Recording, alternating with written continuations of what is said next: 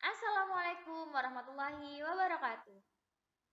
Hari ini kita bertemu lagi dengan pelajaran PLH. Kali ini kita akan belajar bab kesuburan tanah. Pertama kita akan belajar pengertian tanah subur. Tanah subur adalah tanah yang memiliki unsur yang lengkap dan seimbang, sehingga mampu mendukung pertumbuhan tanaman dengan baik. Ciri-ciri tanah yang subur. Yang pertama, tanahnya gembur. Yang kedua, di dalamnya banyak binatang tanah seperti cacing. Yang ketiga, mengandung air cukup. Yang keempat, mengandung udara yang cukup. Bisa kita saksikan contoh gambar tanah yang subur. Tanah yang subur cenderung berwarna kehitaman dan tidak kering. Tumbuhan yang tumbuh di atasnya tumbuh dengan baik.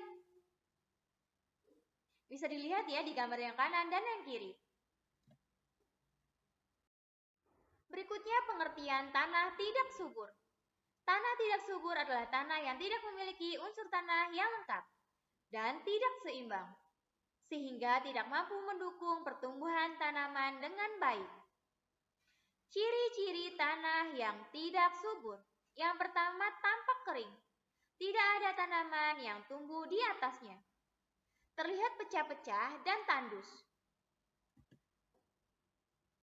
Nah, ini bisa kita saksikan ya contoh gambar tanah yang tidak subur.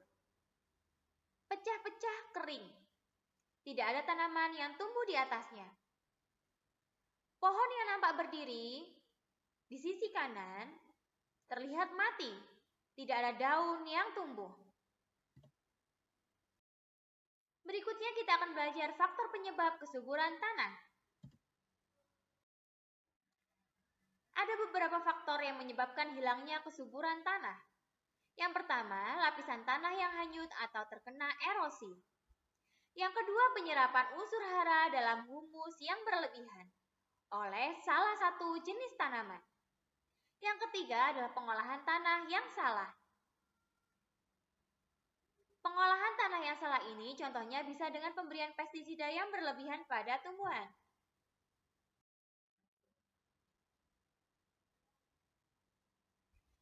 Upaya yang bisa kita lakukan untuk mengembalikan kesuburan tanah antara lain. Yang pertama, rotasi tanaman. Rotasi tanaman adalah menanam jenis tanaman yang berbeda secara bergantian. Yang kedua, pemberian pupuk. Ada dua jenis pupuk di sini, yakni pupuk organik dan pupuk buatan.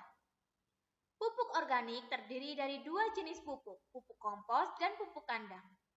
Pupuk kompos berasal dari campuran sisa daun atau batang tanaman dengan kotoran hewan dan tanah. Pupuk kandang berasal dari kotoran hewan ternak. Pupuk buatan dibuat di pabrik. Pupuk buatan ini biasanya disebut dengan urea, TSP, KCI. Pemberian pupuk buatan ini jangan terlalu berlebihan ya, karena jika digunakan berlebihan maka bisa merusak kesuburan tanah. Gunakan pupuk seperlunya. Yang ketiga, pemberian mikrobakteri yang mengembalikan unsur biologi tanah. Dan yang keempat, menggemburkannya sehingga ada ruang udara di dalam tanah. Menggemburkan tanah ini biasanya bisa dilakukan dengan upaya pembajakan sawah. Sekian materi PL hari ini, semoga bermanfaat untuk kita semua. Tetap semangat belajar di rumah ya. Wassalamualaikum warahmatullahi wabarakatuh.